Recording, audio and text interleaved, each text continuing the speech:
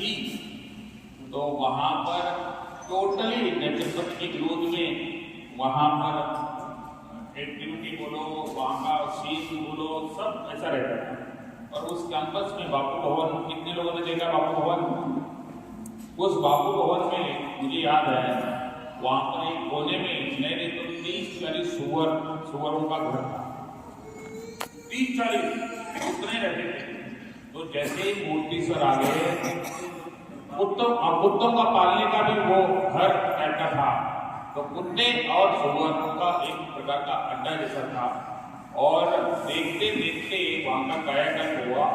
और वहां पर मैंने देखा इनके समय वहां पर ओपीडी में रोज 500 पेशेंट आते थे, मोर देन 500 पेशेंट। तो इतना उन्होंने उसको परिवर्तन किया उस सेंटर का। और केवल उतना ही नहीं, सरकार के साथ भी ये बोलने में, बात करने में डरते नहीं, शुरू से नहीं डरते। जिंदल हॉस्पिटल से लेकर पूरा रिटायर्ड होने तक कभी इन्होंने घर के काम नहीं किया। जो सच है उस सच को बोलने का काम किया। और इनके कारण इनके बाद डायरेक्टर जो भी है, इन्होंने जो डायरेक्शन दिया उसी डायरेक्शन के ऊपर दूसरा डायरेक्टर काम किया, उसी डायरेक्शन के ऊपर तीसरा डायरेक्टर काम किया।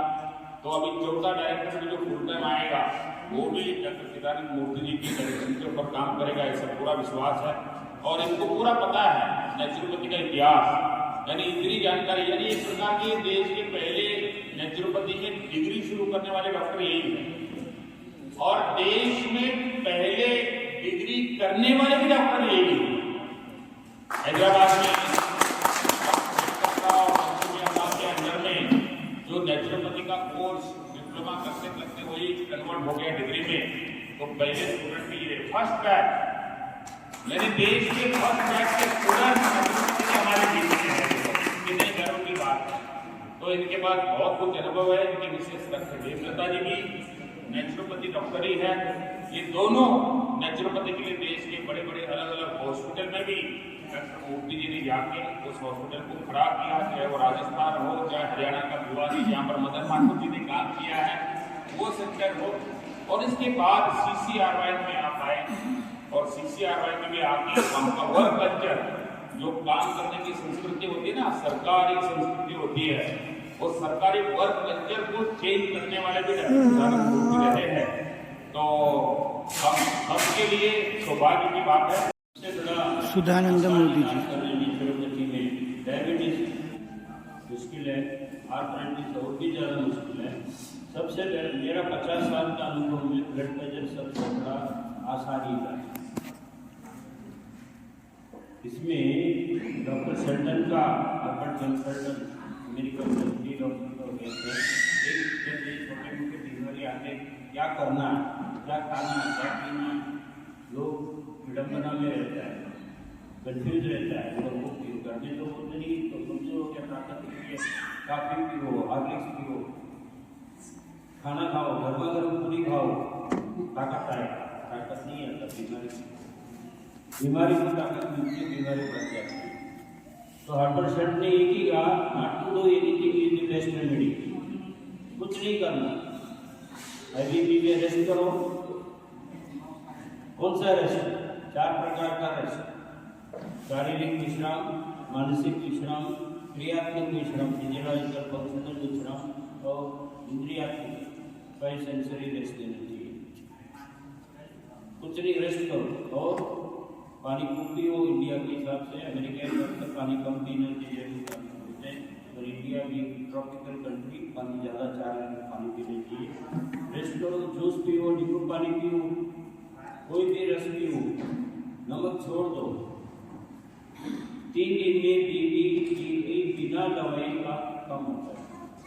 मेरा एक्सपीरियंस में 10 दिन के अंदर मैं आता है तो बीपी का पेशेंट को पहले दिन मेडिसिन टैबलेट आधा कर सकता है, इंडोर पेशेंट के पास करो, क्योंकि खाना तो देते नहीं, नमक तो देते नहीं। उपवास करो, तो पहले आज आया तब से उपवास करो, उपवास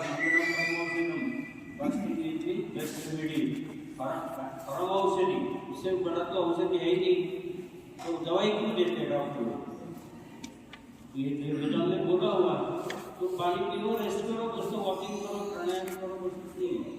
और कुछ बीपी 10 दिन के अंदर यदि मैं दवाई नहीं बंद करता हूँ, मेरा पेशेंट नहीं करते हैं, वो लो बीपी में चले जाएंगे, वो चक्कर आके गिर जाते हैं।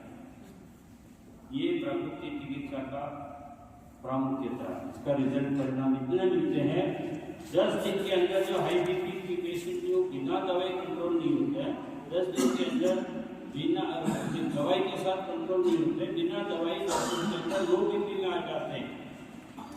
हम सोना बात स्टीम बात सब सारी गर्म ट्रीटमेंट देना शुरू कर देते हैं। ये प्राकृतिक चिकित्सा का योग का भी साथ में मिलना चाहिए, सब कुछ करना चाहिए। बहुत ज़्यादा बीपी है तो ज़्यादा खांसने से भी बीपी बढ़ जाता है। इतना ऐसा हेवी नहीं होना चाहिए, आगे नहीं दिखना चाहिए, वमन दौड़ की नहीं करना चाहिए। तो मैंने तो 1986 में भारत में जिंदल में हाइपरटेंशन प्रोजेक्ट किया उसका। तो 87 में मेरे पब्लिश किया IBP के ऊपर 20 पेज का आर्टिकल थे। तो उसमें तो हमने मतलब करना चाहिए, झुकने से प्रेशर बढ़ जाता है। कितना 1 मिनट का पानी पियो, 2 मिनट में पानी पियो, 1 मिनट में निकाल दो, बाद में शवासन करो, ठंडा पानी पियो। तो सब कुछ करना चाहिए, ऐसे कुछ नहीं है, आसन करो। ऐसा नहीं बड़ा मेजर आसन वगैरह कर ही नहीं पाते, सिंपल आसन करिए, रिलैक्स करो, मन से शांत रहो, मन से खुश रहो, संतुष्ट रहो।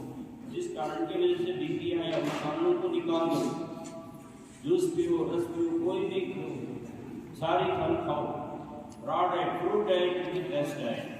बेस्ट डाइट में फ्रूट डाइट में रॉ डाइट, पकवान, निरंकिहार भी बोलते हैं, माइक्रो डाइट बोलते हैं। हम लोग जो आप लोग रसोई बनाते हैं वो माइक्रो डाइट है। तो सबसे बड़ा दवाई को ये है, आप जूस पे रखो, फ्रूट पे रखो, यही करने के अंदर हाई बीपी लो बीपी में ना बदले, मैं चैलेंज करता हूँ। इतना मात्र तो सोना बात नहीं देना चाहिए हाई केसेस में, वो भी शुरू कर देते हैं, जॉगिंग करते, दौड़ो, जिम करो, योगा करो, कुछ भी करो, बीपी बढ़ेगा नहीं। क्योंकि डिटॉक्सिफिकेशन हो गया, डिटॉक्सिफिकेशन हो गया, धुलाई हो गया, अंदर से इंटरनल इरिगेशन चाहिए। उसके लिए क्या है, पानी नहीं पीते, पीने से इसमें पैसा नहीं है, इसके लिए कलर नहीं है, टेस्ट नहीं है, स्वाद नहीं है, फैक्ट्री से बन के नहीं आता। इसीलिए जो आर्टिफिशियली कलर प्लास्टिक कंसेंट जो होते हैं, पेप्सी कोला, पतंजलि, रामदेव बोलते हैं ना, वो सारी कहीं का काम करता है। सारी हिंदी बैक्टीरिया मार देते हैं, इसलिए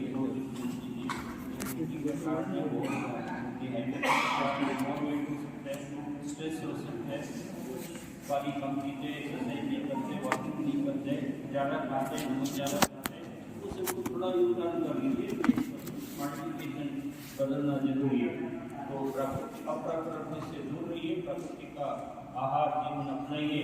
क्योंकि 10 दिन के अंदर मैं लिख के दे सकता हूँ, हाई बीपी का पेशेंट लो बीपी बदल जाएगा, लो रेंज में आ जाएगा बिना दवाई। ये वॉकिंग करना जरूरी है। लोग हाई बीपी क्यों आते हैं, दिन भर तनाव में रहते हैं, रात को आके लेट खाते हैं, टीवी देखते हैं और उलट जाता है, वॉकिंग करते ही नहीं। पोस्ट डिनर वॉक जरूरी है, क्योंकि नींद आने के लिए भी और डाइजेशन के लिए भी 7 बजे के बाद मत खाना खाइए, 6-7 बजे के अंदर खाइए, खाइए, फिर 8-9 के बीच में आधा घंटा वॉकिंग करिए। खाने के बाद वज्रासन में या सुखासन में बैठिए, नीचे बैठ के खाना खाइए, नीचे बैठ के आप टीवी देखिए, जो भी करें, आधा घंटा पोस्ट डिनर वॉक जरूरी है। इंग्लिश में एक कहावत है, आफ्टर द लंच नैप ए भाई, आफ्टर द डिनर वॉक ए भाई। तो 2 किलोमीटर घूमना चाहिए खाने के बाद। तो लोग तो करते नहीं है, तो हम लोग कई जो कारण ये निशाचारी बन जाते हैं, रात में खाना रात बॉम्बे में लोग डिनर रात को 2 बजे होता है, क्योंकि बहुत ऊंचे मंजिल में रहते हैं, तो पैसा ज़्यादा रहता है, सब कुछ ज़्यादा है, बीमारी में ज़्यादा रहता है। तो बीपी हाई बीपी इलाज करना प्राकृतिक से बहुत सरल है, चिंता छोड़ा दीजिए। सूर्य प्राणायाम करने के लोग उज्जाई ये भ्रमरी करिए, दैट्स ऑल। नमक जहर है, डॉक्टर भी बोलते हैं नमक कम नहीं करो, तो नमक बुलवा देते हैं। आपको बोलते हैं ना सत्यनारायण नांदी विजयवाड़ा की, बगल विजयवाड़ा के साथ है, तो अमरावती बगल में ही है, जो कैपिटल ऑफ आंध्र प्रदेश नया कैपिटल। तो वहाँ तो नमक और तेल गेट के अंदर नहीं आ सकते किसी को भी। मुझे बिना नमक का खाने की आदत हो गया, अभी खाना डालने नमक डालने से नहीं खा पाता, तो इस आदत की आदत बदलना चाहिए। लोग कहते भी है कि नमक छोड़ने से मेरी आदत बन जाएगा, सांप काटने की भी जहाँ नहीं लगेगा। तो नमक कैसे बनते पता है? पूरा दुनिया का जो कचरा जो है नदी में जाके समुद्र में गिरते, वो गंदा पानी से नमक सफ़ेद नमक बनता है, गटीला बनता है, उसको सफ़ेद कर देते हैं। तो बहुत कुछ करते हैं। शवासन करिए, आसन सभी कर सकते हैं, वॉकिंग कर सकते हैं, थोड़ा जॉगिंग भी कर सकते हैं। तो नहीं तो ब्लड प्रेशर ये आ जाएगा तो 6 महीने के अंदर तो वो उसका साथ ही जो डायबिटीज आ जाएगा, हार्ट प्रॉब्लम आ जाएगा, झटका वही है।